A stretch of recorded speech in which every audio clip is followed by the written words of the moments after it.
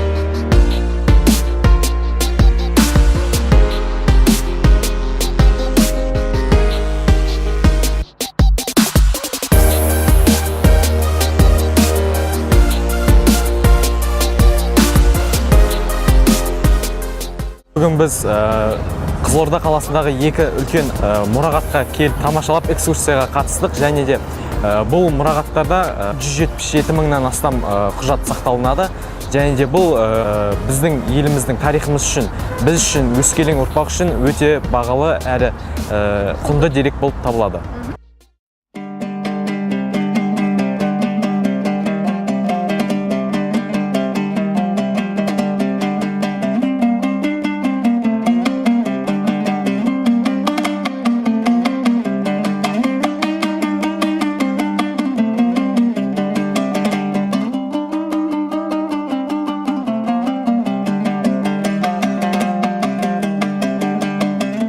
Мен өте керемет әсер алдым. Бүгінгі күннен Оқшада мазаратына барып, ата-бабаларымыздың аруақтарына құран бағыштап қайттық. Одан кейін музейге, Нартай атаның музейіне келіп, өмірмен жіті таныстық. Бүгінгі күннен алған әсерім осы ата-бабамызды, тарихымды жақсы тереңірек білдім. Сіздерге көп-көп рахмет.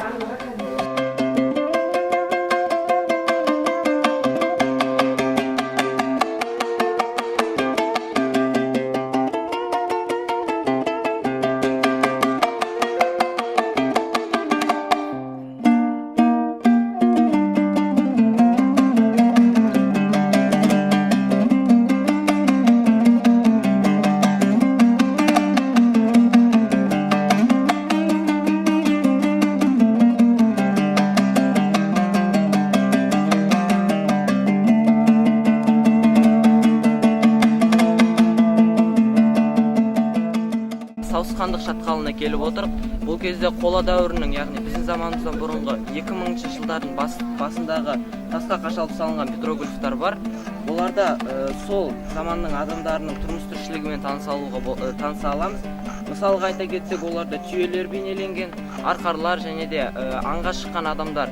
Олардың барлығы бұл өңірде біздің заманымыздан бұрын 2000 жылдары адамдардың өмір сүргенін білдіреді.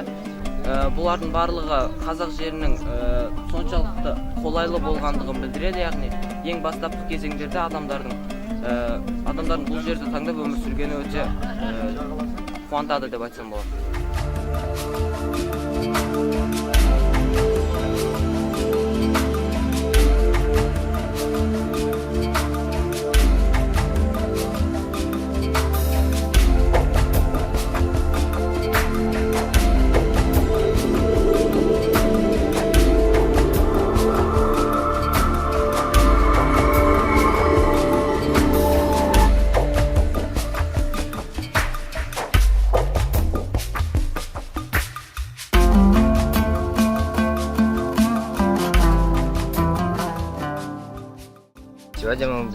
старинном городе Саганаки. Это первая столица казахского ханства.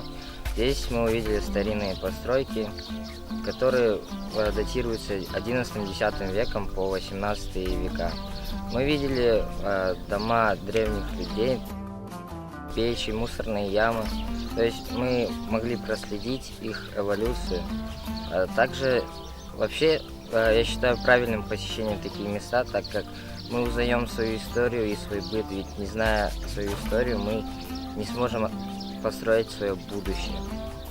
Данное посещение было для меня очень полезным, потому что оно позволило мне увидеть город не только через книгу, но и вживую.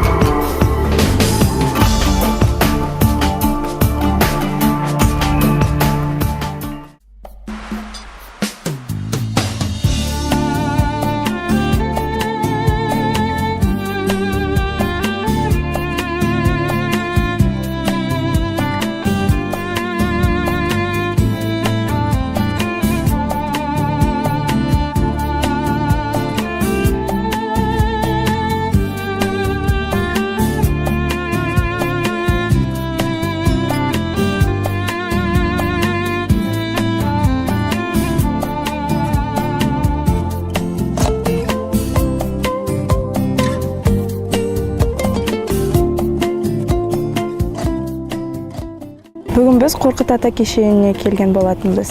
Бұл жерде Қорқыт ата кім екен, қандай адам екен, тарихқа қандай үлес қосқанын білдік. Жалпы Қорқыт ата 6-7 ғасырларда тұрғанында біз бұрыннан білетін болғанбыз. Бірақ барлық тарихын, аңыздарын бүгін ғана толығымен естіп, бұл ата туралы көптеген мағлұмат алған болатынбыз. Қорқыт ата – это часть истории, это часть культуры казахского народа. Я думаю, посетить этот комплекс будет очень полезно для всех. И сегодня мне тут очень понравилось. Думаю, что искусстве нашего народа и такие легенды, как создавался кубыз, это очень важно.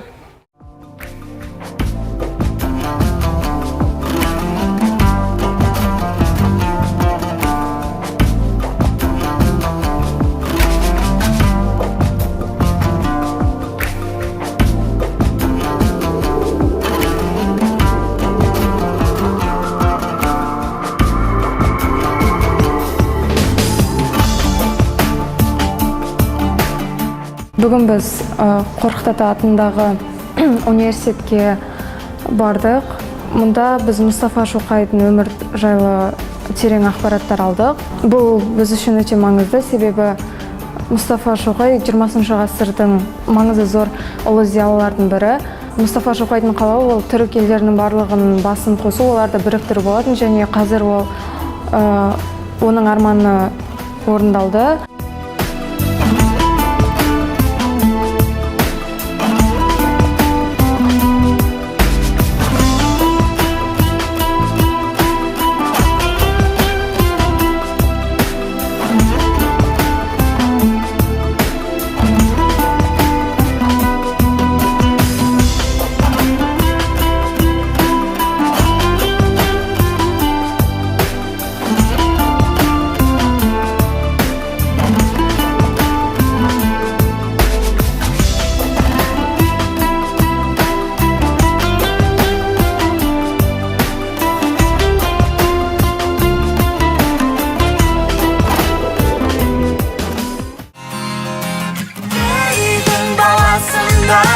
Қол ұстасаптан қалмай жылжимай